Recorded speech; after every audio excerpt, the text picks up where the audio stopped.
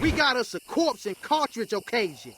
The Tekken 8 shop update is officially live and players are exploring everything that it has to offer. In this video, I'll just give a little news update on basically what to expect, what's going on, what players are thinking. From the official Tekken account, it says update details as follows. UT Cross Tekken, this is the 30th anniversary celebration. They have a t-shirt in the game that's free for your character to put on and wear. I was looking at the in-game advertisement plastered over the roof, and boy is that thing really bright. It also says addition of the new function Tekken Shop. Measurements against illegal users, functional improvements, bugs and fixes, behavior of some characters, techniques and performance adjustments. That is the complete scope of this update. But keep in mind, there is another Tekken Talk that takes place in late March, and that is where we will be getting, I believe, more information on Eddie. A lot of people were expecting Eddie to be a part of this update, but he's going to come a little bit later. Before I started recording this video, I was scouring the web to try and get a screenshot of someone being quote unquote banned. This is something that the developers said they were going to do. This is something that they were highlighting, and I wanted to try to get a screenshot of either someone being banned, someone being reset, just any type of crying regarding rage quitters and pluggers, because this is something that was really emphasized, and sadly I couldn't. I give you guys a little bit of homework. For those of you who are on Twitter and Reddit, if you see anyone who had their ranks reset, send me that link so I could take a look at it and probably discuss it in a future video. Now for the shop, yes, it's very controversial. We'll talk about that in a little bit, but for the things that you can buy, like I said at the start of the video, you can get the free t-shirts, and then of course you have the outfits, $4 a pop. Jin, Jun, Xiaoyu, and Kazuya. And you also have the 4 skins for the avatars and a specific emote tied to them. But also, there was a leak that happened. Players data mined the shop, of course they did, well just the whole game. But what they found is 4 more skins that's coming to Tekken 8. It's Law's yellow tracksuit, the top and the bottom, and then this Haran's Tekken 6 look with the orange and the black, and then you have Nina's black leather suit, and then you have King with the blue shirt, white pants. I'll go back and get screenshots of the old outfits so you know which ones that I'm talking about, but these outfits will make their way into the game as well. Now just a little bit of speculation on when these 4 extra skins will make its way into the game and be fully purchasable.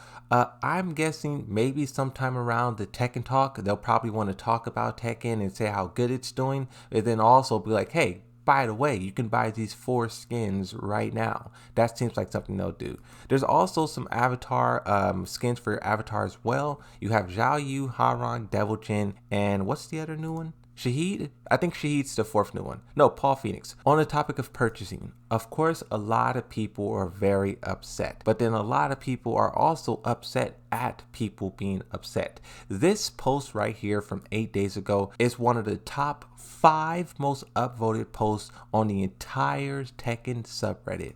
Almost 8,000 upvotes. It says, this subreddit today. Leave the multi-billion-dollar company alone. This meme is just dunking on everyone who is trying to defend Bandai Namco for implementing a store.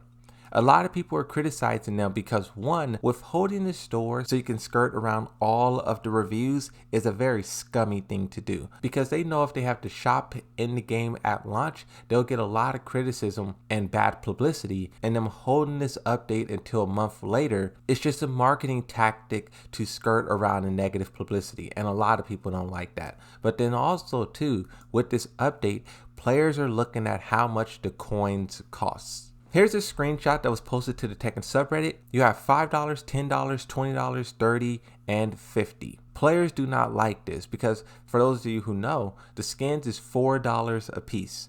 So you spend $5 of your money to buy a $4 skin. That already is kind of scummy because you're paying more than what you're spending. So you're already losing $1 just in thin air. But then on top of that, that $1 is just something like in the human brain that bothers people. You could call it OCD or something like that. But when someone has like $1 left over, it just is another incentive for them to spend more money. You want to spend more money, so instead of it being $1 left over, it's $0 left over. And the only way to do that, to round off the purchase, is to buy $20. But then when you look at $20, it's 2,120 coins. So basically, moral of the story, the prices of the coins, it's very strategically done to be as annoying and frustrating and, you know, greedy as possible. And I'm saying this because one, I don't really buy skins. I don't care about skins at all.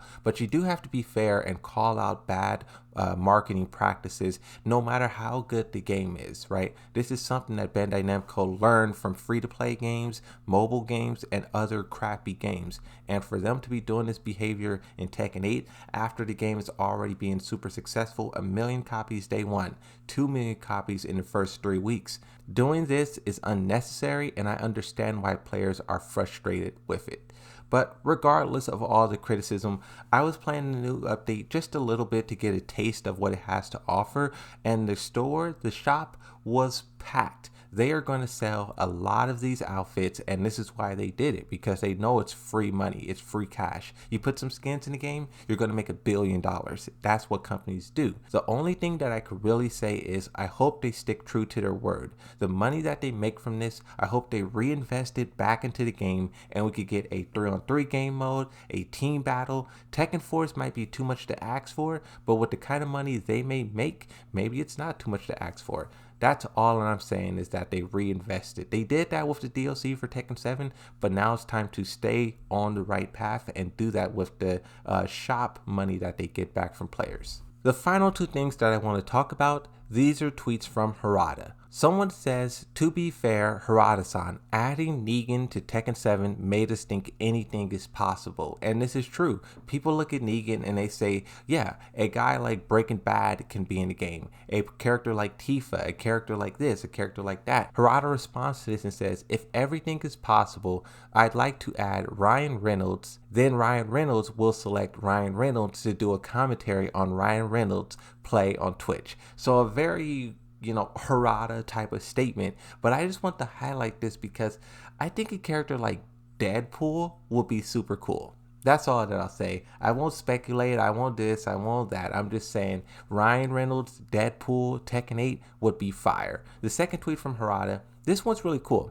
Someone says, I humbly ask you this, Black History Month, what was the creation process behind Leroy and Master Raven if you got a little extra time? Harada simply responds and says, do you want to know how it happened or what the process is? This is currently to be determined. Harada hasn't given a response yet, but if this turns into something interesting, I'll definitely make a follow-up video about both Master Raven and Leroy Smith and just the whole thing entirely. I love how Harada really takes the time to respond to people and just give us a deeper understanding of the game and kind of the behind the scenes. So subscribe to the channel, stay tuned because